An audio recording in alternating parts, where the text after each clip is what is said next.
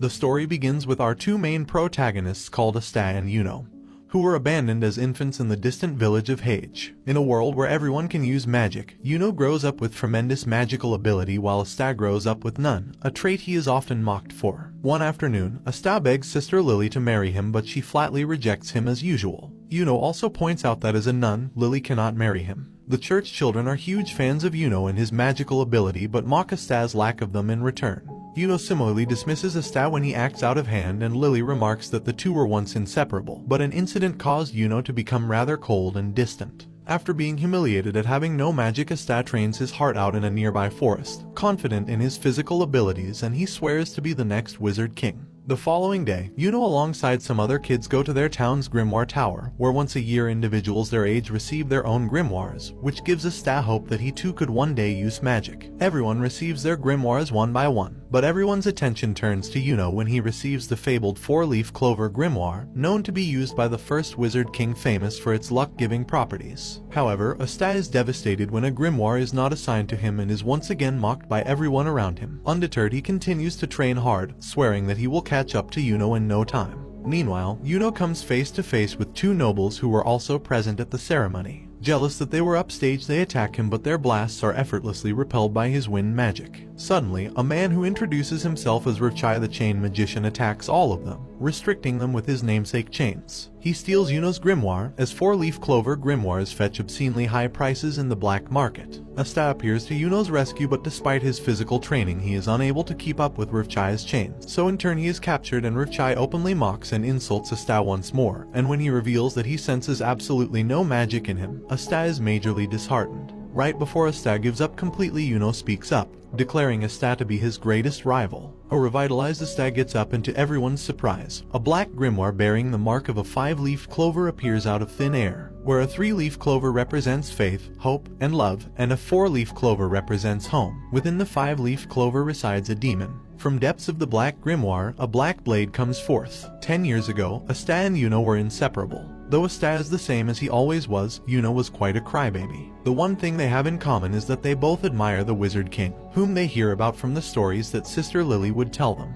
Even as a child, Asta wished to be the Wizard King so he can raise funds for their church. He struggles to be of help to those around him so he can be worthy of the title, failing to find anything he can do. Yuno is tasked by their father to deliver an important letter the next town over, much to Asta's annoyance. However, after Yuno delivers the letter, he is beaten by a drunkard who steals his pendant. Yuno begins to cry, but Asta appears and relentlessly attacks the much larger man. Frightened by his persistence, he gives up and leaves, and Yuno remarks that Asta always seems to do the impossible. Back in the present, Yuno watches as Asta's black blade nullifies Rivchai's chains, leaving the latter in a state of shock. Asta then declares that he will be the Wizard King even without magic. He ends up defeating Rivchai, and afterward he excitedly shows Yuno his own grimoire. Remembering their promise from when they were younger, Yuno once again declares Asta as his rival, and to prove to everyone that anyone can become the Wizard King, even if they're an orphan from a backwater town. As the sun sets, the two bump fists as they begin their rivalry to become the next Wizard King. We then come to discover that centuries earlier, a great evil that threatened to wipe out the world was defeated at the hands of a great mage, who has come to be known as the first Wizard King. This title would be passed down through the generations and assisted by the Magic Knights, who continued to keep the peace. The Magic Knights are comprised of 9 squads, and to become a Magic Knight or the Wizard King is an aspiration of all. After the events of Rivchai, both Asta and Yuno are training hard to participate in the upcoming Magic Knights exam to join one of the 9 squads. Although Father Orsi is against Asta participating, the Wizard of the Grimoire Tower reasons that it is okay for him to go, and Sister Lily agrees. The next day, Asta is joined by Nash, one of the kids from the orphanage, who says that his goal of becoming a Wizard King is pointless, as in his words, "Poor orphans like us aren't allowed to dream." Unfazed by his pessimistic attitude, Asta tells him that anything can be done if you don't give up, which he seems to prove after reducing a giant boulder to rubble with nothing but his sword. The night before they are set to leave, the orphanage has a huge potato-themed feast to send them off. Father Orsi jokes that he'll soon see Asta again regardless, which infuriates him. The two leave early the next day, and Nash says that he'll join the Magic Knights one day too. Sister Lily is overcome with emotion at seeing two beloved members of her family leave. The two begin their long and arduous journey towards the Clover Kingdom's capital, using their magic to survive, and racing along the way. And after several days they arrive, ready to take the Magic Knights exam and to take their first steps to become the Wizard King. Asta and Yuno enter the castle town of Kika and make their way to the Magic Knight's examination site. Yuno attracts attention for being a wielder of the four-leafed clover, while Asta attracts attention for being loud, much to Yuno's exasperation. Once there, the examinees are swarmed by anti-birds, which flock to those with weak magical energy. While Yuno has nary a feather on him, Asta is hilariously bogged down by an entire flock to everyone's amusement. He runs headfirst into Yami, the captain of the Black Bull's Night Squad, a squad famous for its reputation of collateral damage, and is regarded as the worst among all the squads. Yami threatens to kill him after Asta calls him old, which amuses Sek,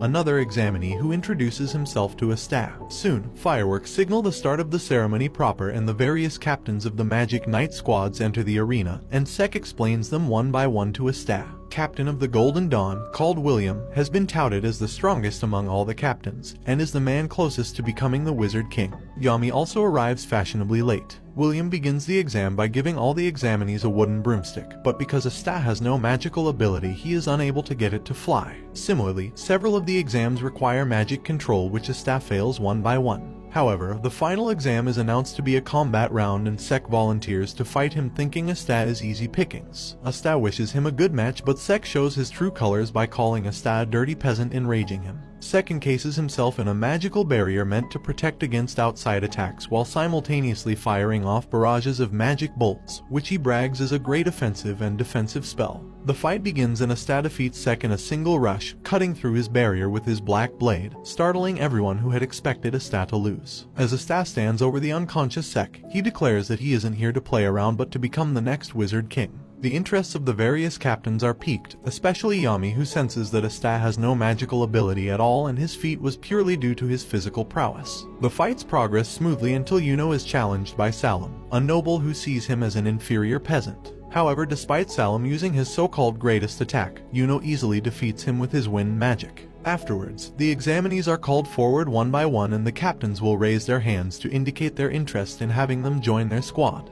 The examinee can then pick from among the captains who raise their hands. However, if none of the captains do so, then the examinee is deemed to have failed and is forced to retire home. The selection process is surprisingly strict, with few getting any offers at all. However, once it is Yuno's turn, every single captain raises their hands, stunning everyone, as it is thought only nobles could join the Golden Dawn and Silver Eagles. Wanting the shortest path to be the Wizard King, Yuno elects to join the Golden Dawn. It is now Asta's turn, but to his horror none of the captains raise their hands. Asta is heartbroken, is soon heckled to leave the selection area, but Yami comes down to face him. He tells him such is the cruel reality of not having any magical power and asks him if he still intends to be the Wizard King. When Asta reaffirms his goal, Yami is impressed and extends him an invitation to join the Black Bulls, and tells him that maybe someday he can be the Wizard King. Asta and Yuno meet and say their goodbyes as they now go their separate ways. Yami grabs Asta and throws him through a portal created by Finral into the Black Bull's base, where he welcomes him to the kingdom's worst magic squad. Asta watches in awe at a chaotic scene unfolding before him at the Black Bull's base. Yami tells the squad to stop destroying the base, but he smashes a wall, demolishing it in the process. Yami introduces them to Asta and the members are surprised he hails from Hage Village. He and his Finral introduce him to the members one by one. With the introductions concluded, Magna, who is skeptical over Asta's ability, gives him a trial to see if he is worthy of a Black Bull's robe. Fortunately, all the trials are a test of Asta's physical abilities, which he easily clears. However, for the final trial, he challenges Asta to either absorb or deflect his fire magic head-on, and only then will he recognize him as a Black Bull. Asta then brings out his black blade, piquing the interest of the other Black Bulls. Magna fires off a giant ball of flame, which Asta is narrowly able to deflect back at him. Asta is afraid he killed his own teammate, but he is relieved when he sees Magna come out unscathed, having nullified his own magic at the last second. He runs over to Asta, greatly impressed at how he sent his own magic back at him. But he is even more impressed when he learns Asta has no magic whatsoever, calling him a true man.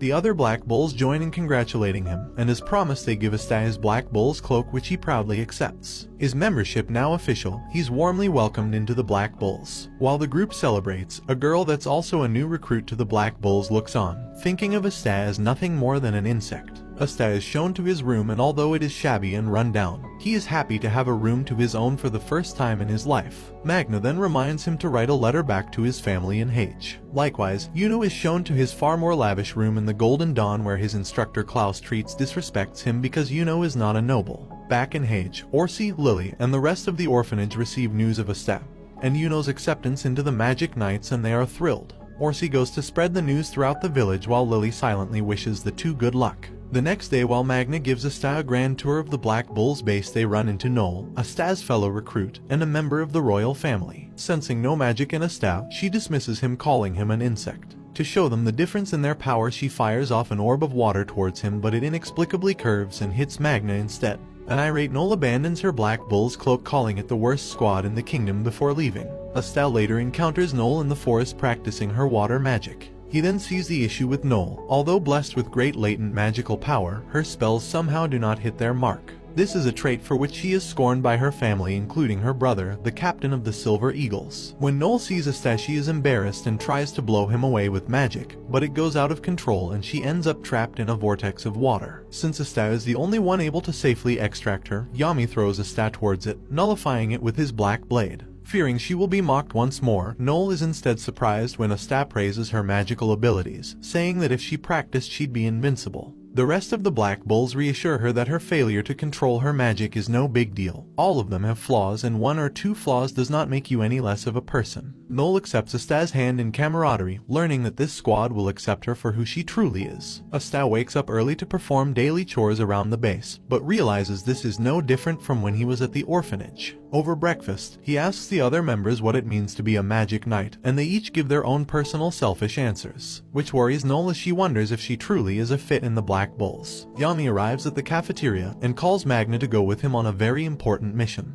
Asta asks if he can go, but Magna says they're not allowed to bring kids along with them. It turns out that their important mission is a game of poker with the mayor of Saucy Village, Seihai. After losing everything to his royal flush, they return home. They inform Asta and Noel of their first mission. As punishment for losing against the mayor, they are tasked with dealing with a pack of wild boars roaming Saucy Village. Asta points out that they should have nothing to do with this, as it was Yami who lost, but he threatens to kill them if they don't go. Noel is worried she might not be of much help due to her lack of magical control, but Magna reassures her that he'll be there to clean up if things go awry. With Finral unable to create a portal to places he's never been before, and Asta and Noel's inability to ride magic brooms, Magna is forced to bring them to Saucy on his customized broom, the Crimson Cyclone. They experience a turbulent ride, but meanwhile, several mysterious individuals have also arrived at Saucy to search for a magic stone. Among them is a man with a scar across his face, talented in ice magic. After dealing with several bulls at the outskirts of Saucy, Magna tells the two of them of how, in his youth, he was a troublemaking delinquent, but he was set straight by the mayor, Seihai. It was he who encouraged him to become a magic knight, despite his peasant background. When they arrive near the village, Magna is horrified to see a mist enveloping the entire town. He tells Asta to use his black blade to cut through the mist, and the three make their way into the city center, where they rescue the villagers from being impaled by icicle shards. Here, they see a scarred man named Heath, accompanied by 3 other mages, who threaten to eradicate them. When Heath says that the peasants in the village are nothing more than lowly beasts, both Asta and Magna's pride at coming from villages are hurt, and they swear to defend them with their lives. Although he is surprised at Asta's ability to cut through his magic, he begins targeting the villagers instead. Asta and Magna frantically attempt to defend the villagers, but they soon begin to be overwhelmed at the onslaught of Heath. Magna, running dangerously low on magical energy, throws everything he has, but the ice keeps coming. Heath tells them he is willing to let them go if they abandon the villagers, which Noel considers for a moment, as she feels she is holding back Asta and Magna. However, when a girl grabs the hem of her skirt, asking her to save them, she has newfound resolve, and a new magic appears in her grimoire, the Sea Dragon's Lair. She casts a huge, swirling vortex of water that defends herself and the villagers around her, as Heath is astounded at the sheer power of her magic. Heath is surprised at Noel's magic, and despite his repeated icicle volleys, they fail to penetrate her barrier. Asta takes the opportunity to mount a counterattack, but Heath cleverly makes him slip on a strip of ice. He then calmly walks towards Noel's barrier and begins freezing it bit by bit. Magna, aware of his natural advantage against Heath,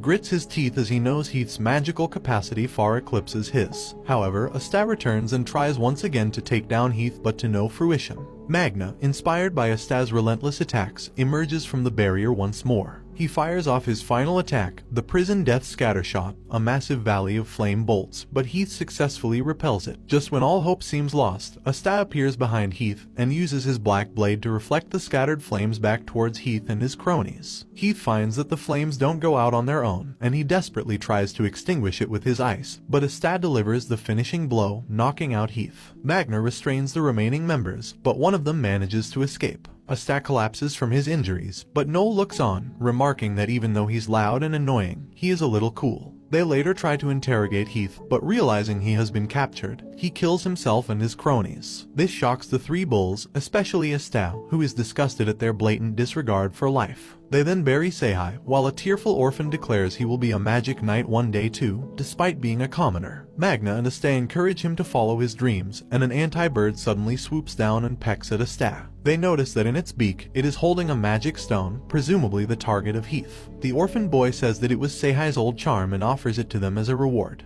Meanwhile, a cloaked man learns of Heath's demise and concedes ownership of the magic stone for now. He touches a large gravestone, remarking that the resurrection of their lord is close at hand. On the collar of his robe rests the symbol of the Golden Dawn. The three return to the Black Bull's base, and despite the death of Seihai, Yami commends them for defending the villagers. For their efforts, the Wizard King has awarded them a gold star, bringing the Black Bull's grand total to -30 stars, compared to the Golden Dawn's 70. He hands them their paycheck of 200,000 coins, an amount Asta has scarcely seen in his entire life. He plans to send a portion back to Hage, but Vanessa invites him and Noel out shopping the next day. They head out on Vanessa's magic broom to Kiko, the same venue as the Magic Knight's exam weeks prior. They see Finral, Gauche, and Charmy all spending their salaries in their own way. After Vanessa purchases some medicinal herbs, she brings Asta and Noel into a hidden alley where the black market is located. Noel is initially hesitant to partake in possibly illegal dealings, but she is convinced to participate when Vanessa says that certain artifacts could help her control her powers. Meanwhile, Sek is also in the alley, losing in a game of cards against an old lady. He trudges back to complete his mission, but he remains bitter about being in the praying mantises. He sees Noel and Vanessa, and enamored by their beauty, tries to hit on them, but he is rebuffed. Asta returns from buying novelties, and he reunites with Sek, who is jealous that Asta gets to spend time with two beautiful women. Suddenly, an old lady cries out for help as her card winnings were stolen. In response, Asta jumps into action. Asta chases the thief throughout the alleyways, while Sek follows closely behind him. Riding atop a magic cloud, the thief is shocked by Asta's persistence and is puzzled at how he can keep up despite him riding on a cloud. Knowing the cloud is made of magic, Asta throws his sword at it to disable it.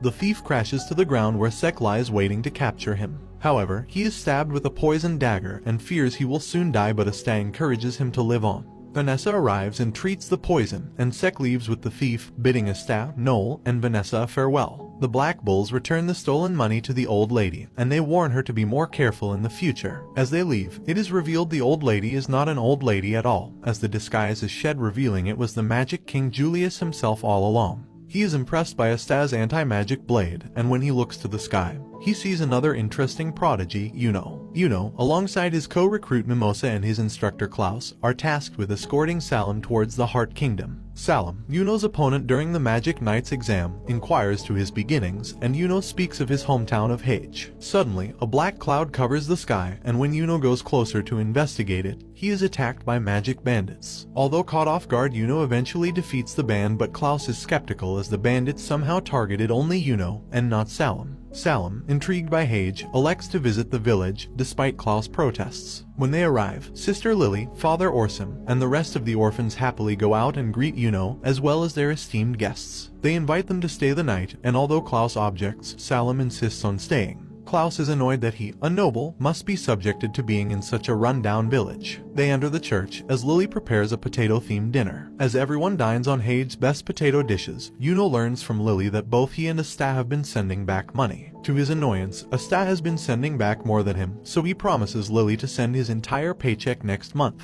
When Salim asks for more water, Lily goes out to fetch some from a nearby well. Before she leaves, Salim drapes her in his cloak, saying that it is chilly outside. However, Yuno hears a struggle and races outside and finds that Lily has been taken away, presumably by the bandits. Klaus orders him and Mimosa to leave with him and Salim at once. Despite Klaus' orders, Yuno goes by himself to look for Lily, defeating the bandits one by one until he finds her underneath the skull of the giant demon. The bandit leader orders Yuno to surrender his grimoire, threatening to burn off Lily's face if he refuses. Yuno feigns a retreat, only for Klaus to reveal himself, attacking the bandit squarely in the head with a magic spear. Klaus explains that using Mimosa's magic, Truth Flower, they were able to ascertain Salim's true intentions. He specifically asked for Yuno to escort him, so that he could lure him and have his revenge. Klaus says he will overlook Yuno's insolence for now, since Salim was the one responsible for the incident. Although he praises him, he says he has yet to acknowledge him. Mimosa laughs, knowing that Klaus simply isn't being honest with himself. They elect to release Salem and his men, but when Salem attempts another attack on Yuno, Lily uses her water magic to wash him away, leading Klaus to remark he'd like to recruit Lily into the Magic Knights as well. Meanwhile, the last missing bandit was taken care of by Julius, who had followed Yuno all the way there. He is finally found by his advisor Marx, who demands that he return to do his work immediately. When Yuno, Mimosa, and Klaus return to the Golden Dawn base, they learn they have also received a star from the Emperor. When they question how such a simple mission would have warranted a star, William explains that when Salem was captured, he ended up confessing to several corruption charges against his father. When Julius learns of the appearance of a dungeon, he decides to leave its exploration to certain individuals. Meanwhile, at the Black Bull's base, the group tries to decide on a name for the anti-bird that constantly follows Asta around, and they settle on Luck's suggestion, Nero. Yami arrives and informs them that the Wizard King himself has asked for Asta to explore a nearby dungeon. Asta is elated that the Wizard King asked for him personally, and he is pumped up to explore the dungeon. Yami has Noel accompany Asta and Luck to serve as their squad leader. They travel via Finral's portal, and they make a short trip towards the dungeon. After exploring for a while, Luck senses a powerful enemy using his magic sense, and he casts his magic, Thunder Boots, to travel towards it, leaving Asta and Noel to fend for themselves, much to their dismay. Noel is self-conscious that she is alone with Asta, and hurriedly makes her way throughout the room, but she is caught unaware by a man-eating plant. Asta frees her momentarily, but he, too, is soon caught in its vines, and they are brought to the monster's gaping maw to be eaten. Suddenly, magical needles strike out at the monster, releasing them both. Noel comments on the extraordinary control of magic, and they turn to see Yuno alongside Mimosa and Klaus of the Golden Dawn. Yuno smiles, remarking to Asta that he has finally repaid his debt. And this brings the anime to an end. Comment for part 2. Don't forget to like and subscribe if you enjoyed, and turn on the notification bell so you never miss out on another video. Until next time, take care. We last saw Asta and Yuno reunite inside a mysterious dungeon, after the latter saved both him and Noel from a man-eating plant. The two groups make their introductions, and Klaus becomes annoyed at Asta's rudeness, while Noel is off-put by the unintended rudeness of her cousin Mimosa. Klaus then asks about the whereabouts of the Black Bull's third member, but neither Asta nor Noel can admit that Luck ditched them. Klaus then insults the Black Bulls, calling them incompetent, so Asta declares that they will be the first to conquer the dungeon. The two digress into a shouting match while Yuno and the others look on in amusement that Klaus was caught up in Asta's flow. As the Golden Dawn leaves to explore the dungeon, the Black Bulls chase after them. Both Asta and Yuno are thinking the same thing. Who can reach the treasure room of dungeon first? Meanwhile, King Julius is informed that the investigation of the dungeon is progressing smoothly, but is warned that the aggressive Diamond Kingdom has sent a battle mage, who goes by Lotus of the Abyss, to investigate the dungeon as well. However, his court is concerned. Julius is confident that he can be handled. Luck has defeated the entire Diamond Kingdom regiment, but now he eagerly faces Lotus.